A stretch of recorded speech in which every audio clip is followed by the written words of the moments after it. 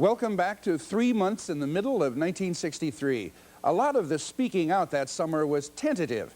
Vietnam was a lump in our throat, but not yet malignant. Hawks and doves were nestlings, just beginning to peep. Betty Friedan spoke out. Her book, The Feminine Mystique, was a bestseller, but there was no women's lib movement yet. We were speaking out boldly on civil rights. The president found his voice that summer. Martin Luther King would stir the nation. Freedom songs were blowing in the wind. It could be dangerous, though. Speaking out got Medgar Evers murdered. There is more than one way to speak out. Inside this magazine, there is a silent scream. Can't hear it? Hear it now?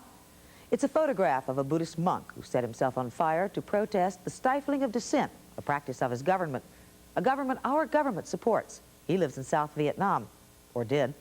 We see the photograph, but do not hear the scream. Most of us are busy listening to other voices and looking in other directions, including up. It's the last total eclipse until 1970, and scientists are making the most of it.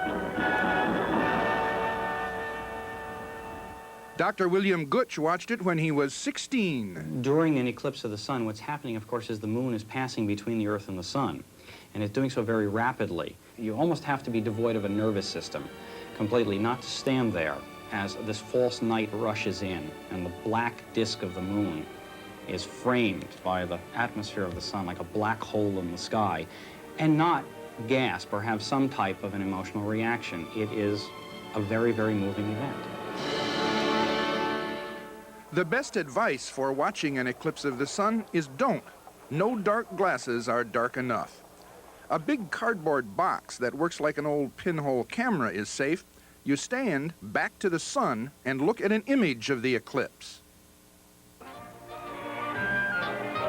I just drop in the film. Real camera, no pinholes. Power wind. The new Kodak Instamatic eliminates all that fiddling and clicks immediately with consumers. The new post office gimmick is a hard sell. Welcome to zip code, learn it today. Send your mail out the 5-digit way. For a time Now your mail will get zipped when it doesn't get zapped. have the zip code. In a national emergency, of course, you need real speed.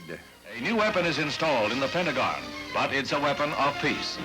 In August of 1963, the first hotline is installed between the United States and the Soviet Union. Virtually instant communication between the White House and the Kremlin. It can't do anything about planned aggression or duplicity, but it is protection from misunderstandings. Kennedy, who has always been a vigorous Cold Warrior, is waving an olive branch this summer.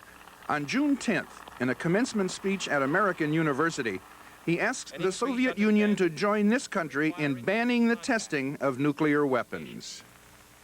The conclusion of such a treaty, so near and yet so far, would check the spiraling arms race in one of its most dangerous areas. The Kremlin, fortress of communist doctrine, is the setting of an historic event, the signing of an atom test ban. On August 5th, with Nikita Khrushchev looking on, representatives of the Soviet Union, Britain, and the United States agree not to test nuclear weapons in the atmosphere, in space, or underwater. A few days later, Secretary of State Rusk and Khrushchev test a shuttlecock in inner space. Game Khrushchev. Decked out in his Ukrainian blouse, the Russian leader defeated the American. But that's the life of a diplomat. The most famous diplomat this summer is John Kennedy. At the end of June, Kennedy arrives in Europe. With the signing of the Hotline Agreement and the American University speech, Europeans see Kennedy as a peacemaker, a hero. For 10 days, he will enjoy an adulation he is not getting back home. Ted Sorensen accompanies the president. He was having his troubles at home. His new position on civil rights was very controversial, encountering resistance in the Congress and the country. So the president found the enthusiastic reception he received in Europe a welcome change. The high point is Berlin, site of the wall between East and West Germany, What had been a low point in U.S.-Soviet relations is now a clear moment of triumph for John Kennedy. Darling,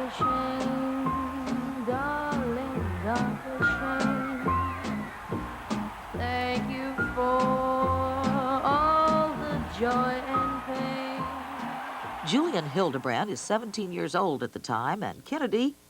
He came right next to my house. He passed by. So I saw him there the first time, and it was kind of, tears came into my eyes when I saw him first, this young president. See, in '61, there was built the Berlin Wall.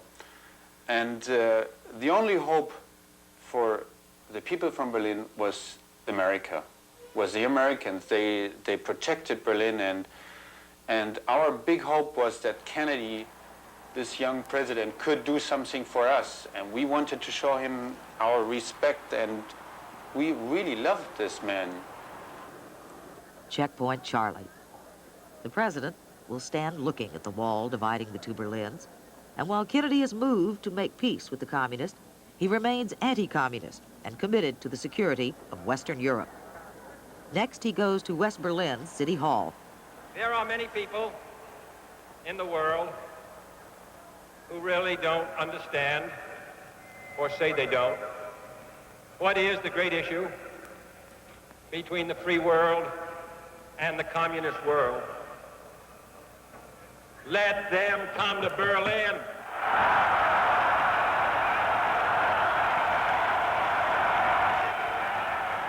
Kennedy's speech will owe a lot to an interpreter named Bob Lochner. President Kennedy said I should write out on a slip of paper in German, I am a Berliner. And then we first went to Willy Brandt's office while hundreds of thousands were roaring outside, and President Kennedy calmly rehearsed this brief phrase for a couple of minutes. All free men, wherever they may live, are citizens of Berlin. And therefore, as a free man, I take pride in the words, Ich bin ein Berliner. When he said, Ich bin a Berliner, the Berliners were happy that the president showed a sign that I am with you. And whatever happens here, and if the Russians are going to go on more confrontation, we are here, the United States is here, and we are helping you. The sound will follow him when he leaves Germany later that day. When he boarded the plane in West Berlin, I was already seated. And as the door closed behind him and the last wave was waved, he turned to me and said, we'll never have another day like this as long as we live. John Kennedy did not have long to live, but it was long enough to see another day, another crowd like that one, come back to 250,000 Americans and the March on Washington. Our world continues with Speaking Out in the summer of 1963.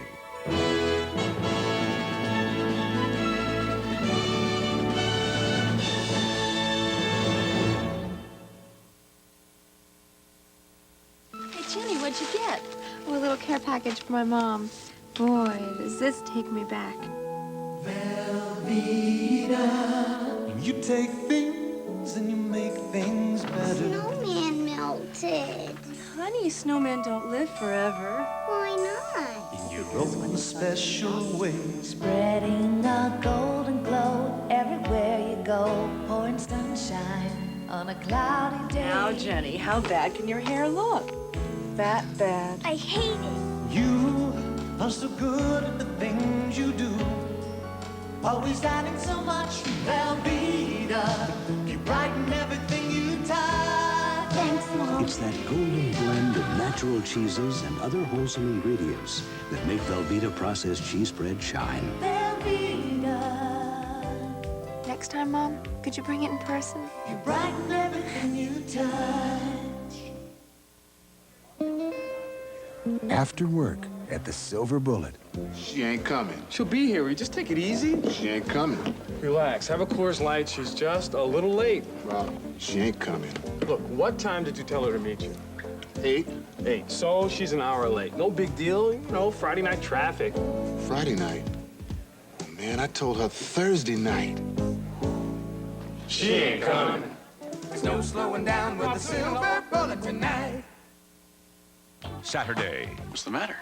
I just don't feel like I belong anywhere.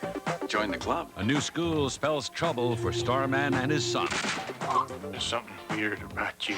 Then, You are my prisoner. Pat Morita meets his match. O'Hara. I will have my order. Then, murder. When was the last time you saw a ghost? With a touch of mystery. You going somewhere? Spencer for hire. After Starman and O'Hara. Saturday. Welcome back to the summer of 1963. It's late August. This is Washington, D.C. What's about to take place here is an historic assembly to change history. And when asked if it's ill-timed, the Reverend Dr. Martin Luther King, Jr. says he's never engaged in any direct action that wasn't. 14,000 demonstrators have been arrested in the South this summer.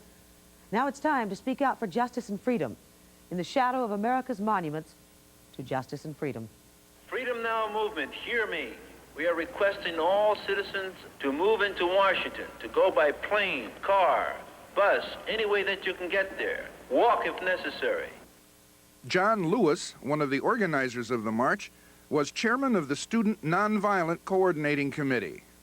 We felt it was necessary to dramatize to the nation and to the world the plight of black people in the southern parts of the United States. And we felt we had to put pressure on the Congress, on the President, to pass a strong Civil Rights Act. In June, President Kennedy had submitted a civil rights bill to Congress, and he's afraid that a mass rally now will be counterproductive, damage the bill's chances in Congress. And he said, what you really want is the bill and not a great demonstration. And our position was, we don't believe we will get the bill without a great demonstration.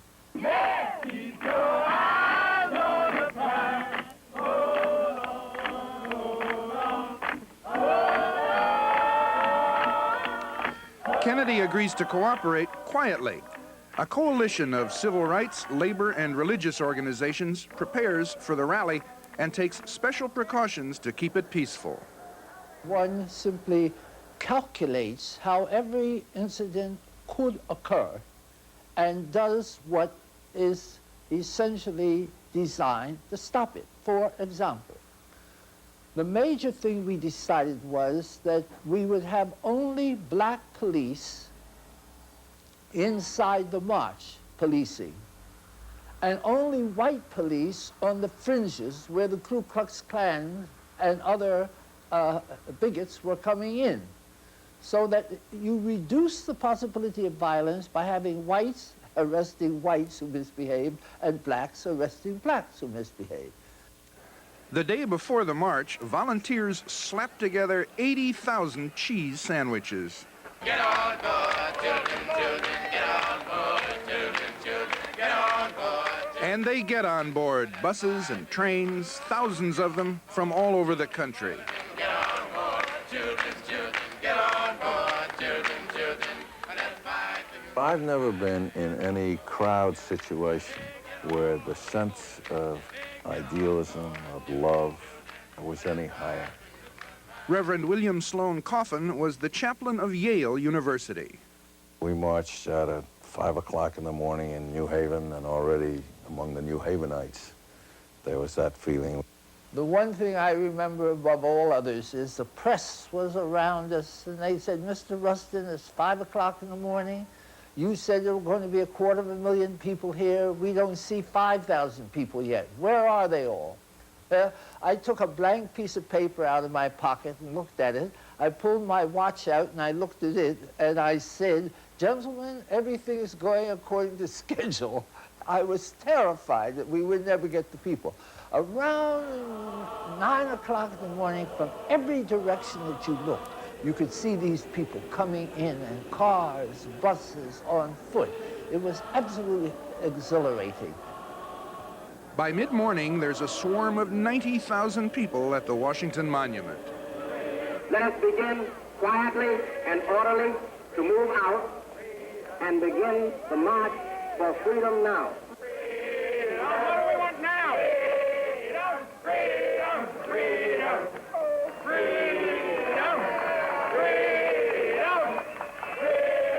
From the George Washington Monument to the Abraham Lincoln Memorial, black and white Americans proclaim and demand their equal rights.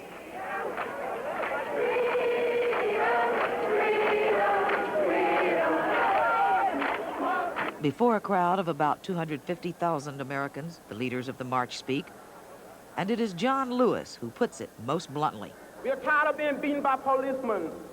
We're tired of seeing our people locked up in jail over and over again, and then you holler, be patient. How long can we be patient? It is a day when many different people come together in one cause.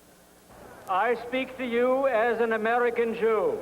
Rabbi Joachim Prinz is president of the American Jewish Congress, and he says, we wanted the Jewish people to understand that their problem is not an isolated problem, but it's part of a general problem of people who are discriminated against because they are of another race. And there are the celebrities. Harry Belafonte has brought them to Washington after he sold them on the idea of coming to Washington. If any selling was done at all, it was to convince these people that their presence made a difference.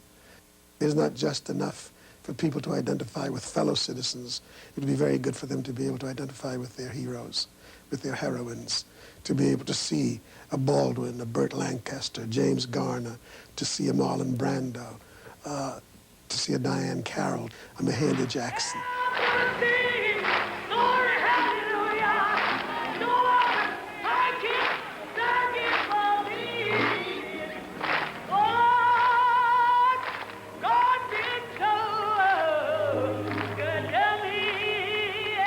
She sang that day like I'd never heard Mahalia Jackson sing. And Dr. King had this look on his face as if something divine had all of a sudden intervened. I'm not too sure he wasn't inspired by all of that that made him give this day that special sense and that special sound in his voice. I have a dream. My 4 little children will one day live in a nation where they will not be judged by the color of their skin, but by the content of their character. I have a dream today. And what the Reverend Dr. Martin Luther King Jr. says this day will ring in our ears and in our hearts. It will even change some minds. Let freedom ring from every hill and molehill of Mississippi, from every mountainside. Let freedom ring in Whitney speed up that day when all of God's children, black men and white men, Jews and Gentiles, Protestants and Catholics, will be able to join hands and sing in the words of the old Negro spiritual, free at last, thank God Almighty, we are free at last.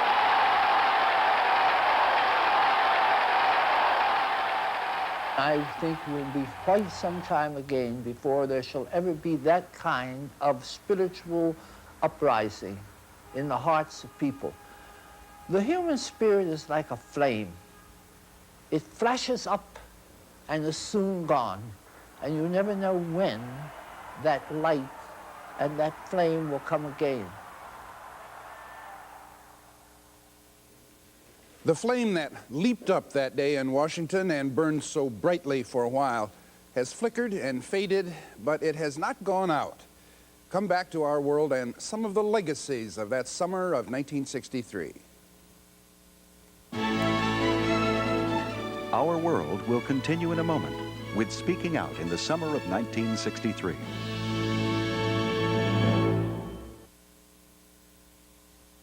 Euromania has swept our country. Fashion, furniture, cars, everything.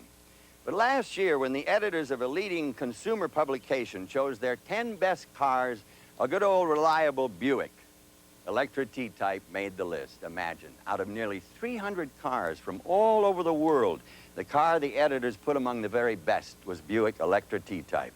American know-how. It's alive and well at Buick, where better really matters.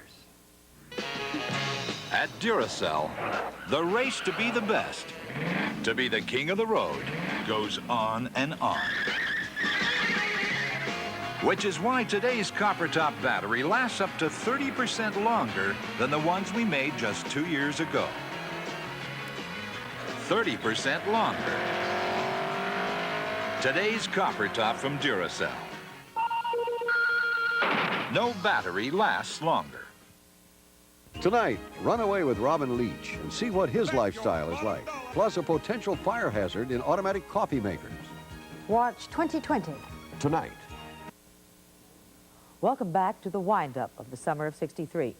In 1987, any racial segregation in America is what we call de facto, a Latin phrase meaning in fact, but not in law.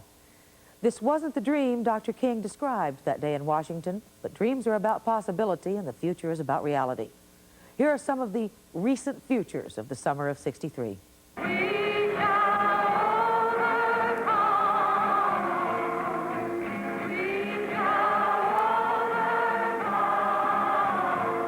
They overcame a lot, those marchers, sloth and guilt and a fear of speaking out. They served their purpose well. But they did not overcome opposition to civil rights. Kennedy's bill languished in Congress for a year until his successor, Lyndon Johnson, pushed and coaxed it through in the summer of '64.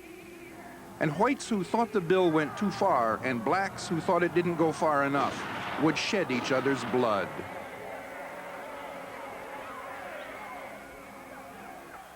But in 1983, a 20th anniversary march was held, and another 250,000 people turned out.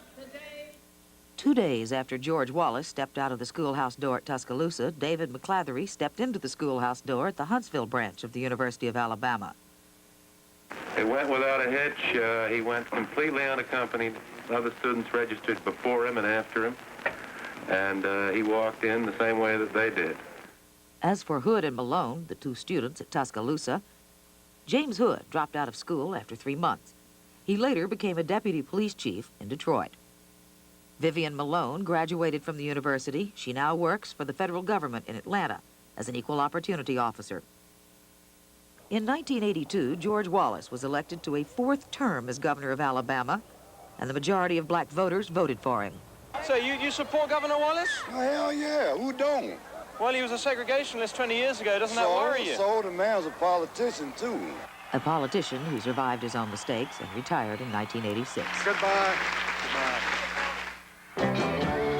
In 1964, America was invaded by the British. Oh, yeah, I'll tell you something. I think you'll understand. The Beatles and their countrymen who followed changed rock and roll forever. A lot of the old American groups went under, but the Beach Boys are still making waves. Crocodiles, they snap their teeth on your cigarette. Foreign types with the hookah pipes say.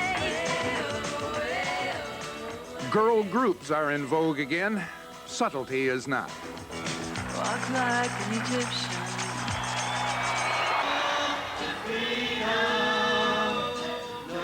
Peter, Paul, and Mary are still speaking out and singing the same old songs. Recently in the Philippines, in support of President Cory Aquino's government. The answer is justice and equality and peace, and God bless you. There have been 2 total eclipses of the sun visible in the continental United States since '63, one in '70, one in '79. The next in 2017. On November 22, 1963, President John F. Kennedy was assassinated. That night, thousands of West Germans marched in memorial procession to City Hall, where 150 days earlier, Kennedy had stood and spoken out for all to hear the words, "I am a Berliner." They would change the name of their square to John F. Kennedy Plaza. Well, there it is the way it was in the middle of 1963. 3 men who stood tall that summer would be ripped out of our lives by assassins. They were imperfect men, those 2 Kennedys and a King, but somehow they could speak to the imperfect rest of us and say, we're going to do better, so can you. And we said, yeah, yeah. Maybe if there were people today saying things like that, we would listen to them too. Maybe there are people saying things like that and I just can't hear them. Maybe it's too noisy now or too comfortable. All I know is what Leslie Gore sang, "It's my party and I'll cry if I want to," because Jack and Bobby and Martin aren't there. According to pollsters Gallup and Harris, Kennedy got maybe 70% of the black vote in 1960, or put another way, had only whites voted, Nixon would have been president. Kennedy didn't seem to remember that real actively until '63. Some say it was Birmingham with the sight of a police dog attacking a black woman that finally cured his amnesia and made him realize exactly what was blowing in the wind. Certainly it was soon after that that Kennedy, in a speech at Vanderbilt University, spoke out in support of nonviolent protest, saying it was in the, quote, highest traditions of American freedom. He said more, it was an important speech, and I was there. I was 18 years old, and that is the only excuse I can offer for recalling nothing at all about that speech, not a word the man said, till I read about it later, about 2 weeks ago. And so it goes.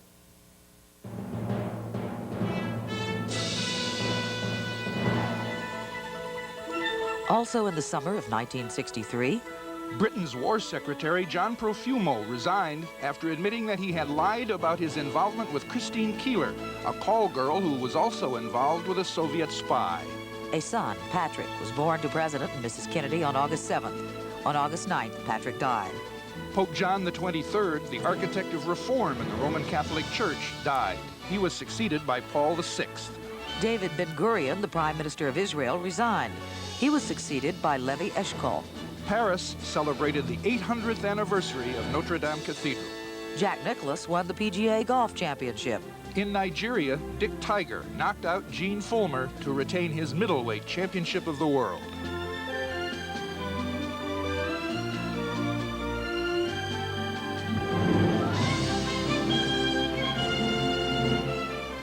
For a transcript of this broadcast, send $3 to Our World Transcripts, 2 John Street, New York, New York, 10038.